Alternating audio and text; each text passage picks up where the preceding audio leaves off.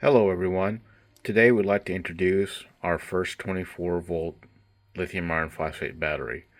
Now, we have had a 24 volt kit for about a year or so, and behind the scenes we've had a few people using the 145HPX, which is essentially our pre-built version of the same 24 volt battery. But we're now introducing it beginning in 2025 and making it available to the public. So some brief information about this battery. Its nominal voltage is 26 volts based on our measurements, but also commonly referred to as 25.6 from many vendors. It should drop in and replace most 24 volt systems. You can, use two of them in series to get up to 48 volts, and you can parallel these up to 4 batteries in a bank. Okay, some information regarding the battery in terms of its specs. You see here, we have 145 amp hours available capacity, or 3.8 kilowatt hours. It can output 2.4 kilowatts peak power, has a 100 amp continuous discharge rating. It can charge at 80 amps. It has the same 5 amp active balancing system that our smaller batteries have. 3,000 cycle life at 80% depth of charge. And like we said, they can be wired in series. Other information includes it does have the ability to run the RS-45 data port, and it comes with an 8-year warranty. You have the Gen 2A switch on this battery, which means you have the ability to turn on or off Bluetooth. You have full active balancing control, and you have standby heating.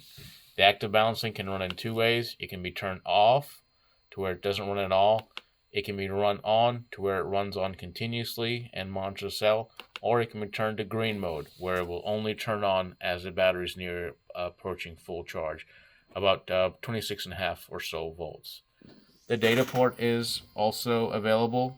It can be added. It is an option that you can add at checkout, and it is compatible with the standard SFK data cable, the RS-45 data cable, so that will work.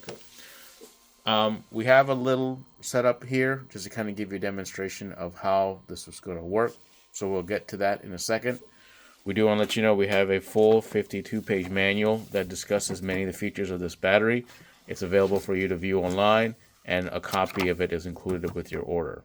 Okay, so that's a little about the physical specs of the battery. It is the same size as our 12-volt batteries. It comes in right under 60 pounds. So very compact for the amount of capacity and the voltage that you get. There's not many batteries out in the market that are able to give you 24 volts of power in this size factor and this weight. All right, with that out the way, let's discuss some of the features that we have. So we've become quite well known for our Victron integrations, and that is what we have here. We have a multi+2 24 volt 3000 VA. So this is a 24 volt inverter. Now you can run two of our batteries, 12 volt batteries in series, and they will able to run this inverter. But if you'd like to run native voltage, then you would basically run the native voltage and connect one of the 145 HPX batteries.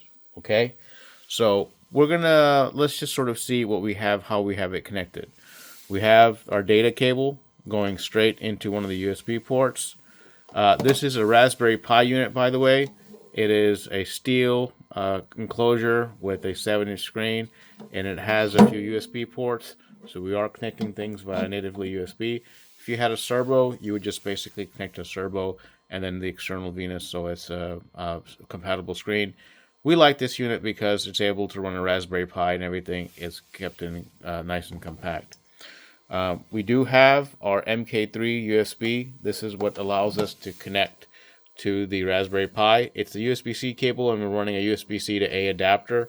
We like this because you can still connect this to a tablet, but if you needed to, you can also connect it to a system very easily. So that is how that is particular set up. Okay, so let's just kind of show you what kind of discharging that you can do. So we've kind of temporarily wired up our inverter with a, looks like this is a rigid 12 gauge 3-prong connector. It should be sufficient to run this, and that is what we have. So we have, basically connected it. The Bluetooth is running. Let's show you how the battery is connected. So we'll just go here and connect to this battery. And you'll see the screen is very familiar to our 12-volt battery. You get similar options. They're available for you. Now, some of the options are not on this battery yet, such as standby heating and the state of charge limits. That is going to be coming later in a firmware update. So we do recommend you get the data port if you want to get the firmware updates. You will not be able to update it without the data port. You'll need to open up the lid and disconnect the Bluetooth adapter and get a special wire to do that. So something to consider if you're wanting to do integration with the Victron and other stuff. But going back, as you can see, it is appearing correctly, and we see our multi+2 inverter, and we also see our battery. Now, even though the SFK virtual bat is appearing, in this case we only have one battery, so we can set this up to our main sort of battery system. In fact, if we go to settings and we go to our system setup, we have set the battery monitor as this. So the Victron system sees the SFK-145HPX, and it will get its information regarding float voltages and stuff like that directly from there. So this is a great way for you to be able to get information directly off of the battery, and it allows you to monitor and control your systems. Okay, you can also set up DVCC. This can also be turned on, so digital voltage control can essentially decide how the whole system is done. And by default, it's going to be the most conservative. So if you set your float voltages to like 26.5 on this battery, Victron will respect that. And your inverter might be set to 27 volts, but if the float voltage in the battery is 26, it's going to go with whatever the more conservative number is and actually float the battery at around 26 volts. Okay. Now, to kind of give you a demonstration of what sort of power, what kind of things that you can run, we have here a basic heater.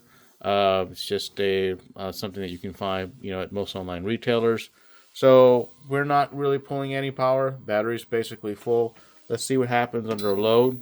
So we're going to go in here and set the heater to about 80. And you will see that the battery has started inverting. So the battery information that you're getting from, the BMS will be happily relayed over to the system. And this system can be configured to stop charging at 20, 30%. If you wanted to say, hey, let it go down to 10%, you can set that up. The great thing about the Victron integration is your state of charge limits. You can set an inverter, and the battery will honor those. But so in terms of power, what are we producing right now? Well, if we go here, we can sort of see the cells are fairly lined up, but if we go to the top, we're doing about 1670 watts, and that matches very closer to the app. The app is saying 1636, so pretty close, I would say. And this is just, it's really not that bad or a really harsh load for it. It can pretty much do this output, continuously. So you may be wondering, well, why should we go over 24-volt batteries versus, the 12-volt batteries? And it really depends on your particular setup. If you have a 24-volt inverter already and you want to run native voltage, this can, be a nice, potential thing. But if you want to stick to 12 volts, you can stick to 12 volts. As a matter of fact, the 12-volt version of the MultiPlus is probably the most common inverter we have customers using, so a lot of people are using the 12-volt version. But some people want to maybe go up to slightly higher voltage. You can get away with using smaller gauge wire because you're only running half the amps, so there's a potential advantage for that as well. And finally, if you already have a 24-volt system and you want to stay native voltage, the 24-volt batteries will work really well. These can easily be paralleled, so in terms of overall power capacity you have is going to be the same. These will come in slightly lower than the 300 HPs. 300 HPs are around 4 kilowatt hours. These are going to be coming in around 3.8 kilowatt hours. So a little less overall capacity versus 12 volts, but running higher voltages is much easier because they're, despite only having half the amps, you can see the power of it is still 2.4 kilowatts, which is the same power that the 300 HP has. So in terms of output, they can sort of do the same. Okay, so now we're going to just kind of give you a video of a capacity test we have done previously, just to kind of show you what kind of power that you can expect. So we're going to wrap up this video regarding that. It is available on our website as of now, so if this is something that you're looking to get, be sure to check it out. It's going to be on there and available for anyone. So yeah, so if you have any other questions, just give us a call or shoot us an email. We're more than happy to help. But if you're ready to purchase, just head on to our website, add it to cart, and they will ship out, within a day or two. Okay? All right. Time for a capacity test on the 145 HPX. Charged at full. We're not really going to do V-Sense because we're recording in here. Let's go ahead and connect. We got our tablet set up. This is version 8.07. So that's probably what you want to do, is you want to download the latest version, 8.07. And we're doing a, let's see, I think we're going to go ahead and do a watt. Let's do a watt test. Let's do a 700 watt. Well, actually, you know what? People like amp test. So we'll do a 40 amp load. So it's going to put a constant 40 amp load. We're connected to the battery. We're going to go to tools and basically set it up for benchmarking settings. We're going to draw the battery down to 20 volts, low voltage cutoff. Hit update. That means it's going to go down all the way. Now, you should not normally do this. Normally recommend you keep it around 21.6 or maybe even 23. You can go up high as up to 24 volt cutoff if you like. But now we're going to go to the benchmark. Okay, this is benchmark settings.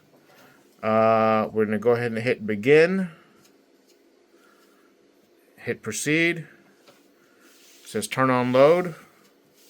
So we go to our load and engage the load, and then we should see that we're drawing, and we're drawing around 40 amps, which is actually producing around 1,000 or so watts.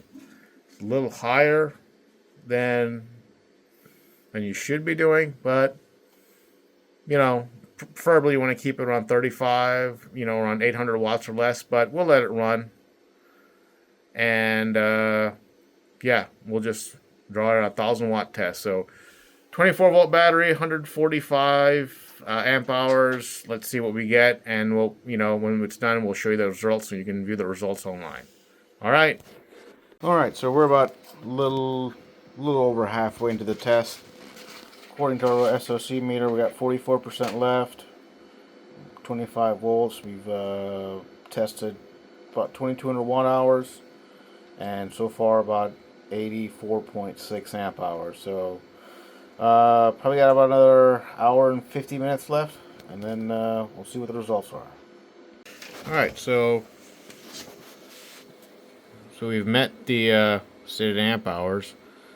Still a little short on the stated watt hours.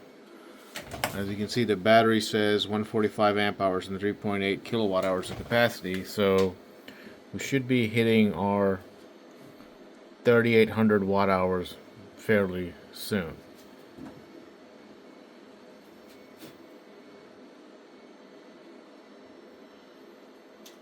And yeah, you can see the watts starting to drop down. So just get another video when we hit 3,800 watt hours. Alright, so we're about to hit our watt hour, and still got about 2% SOC left. So there you go, 3,800 watt hours, 145 or so amp hours, and we'll keep running it till it stops. I have a prediction, probably 151, maybe 152, potentially 153, but we'll see when it stops. It'll keep running until the voltage hits around 20 volts. So we have a little ways to go, and let's see what our final result's going to be. Alright, so we are at 0% state of charge, 150 amp hours, almost 1300 watt hours. So we'll just keep going, and I predict we have maybe 2 or 3 more amp hours, and then that is going to be about it. So 153 or so, but we'll see. We'll keep running until the thing shuts off. But we're at basically 23 volts, so it's going to start. Voltage should start dropping fairly quickly going forward. Alright, looks like we just stopped, and we stopped at 152.51 amp hours, 3,920 watt hours. So yeah, that's about right, and you can see our we're going to go ahead and turn the electronic load off. At that point, there's no reason to draw it anymore. So it should end the result, and after it doesn't see any amps being pulled for about a minute, it basically ends the test. So, yep, we'll see what we get. When the test is done, you'll see a thing saying test is completed, no watts detected, so the test is over. And now we can plot the results on our website. So let's see that. So we'll upload the results onto the website, and we'll see what we get. Submit it successfully. Okay, let's go ahead and view it. And we'll have a link to this so you can view it in detail. Okay. Alright, so here's the website results. And we definitely pulled way more. You should try to keep it between 700 and 800. And the total test time was 3 minutes and 48 seconds. Had, for some reason, had a spike in voltage at the 135 mark. I think that's what happened when at that point was we might have had a disconnect, but it reconnected and was able to count the rest. So if we look at the watts, had a few little hiccups there, but for the most part the watts were pretty much consistent. All cells measured around 152. Let's see which one ended first. So cell 1 actually, you can see it went to 2.58. So we had an ending voltage on cell number 1 before, but they're all pretty much there. But we look at the cell voltages towards the end. Cell 1 came down a little faster. But yeah, there we go.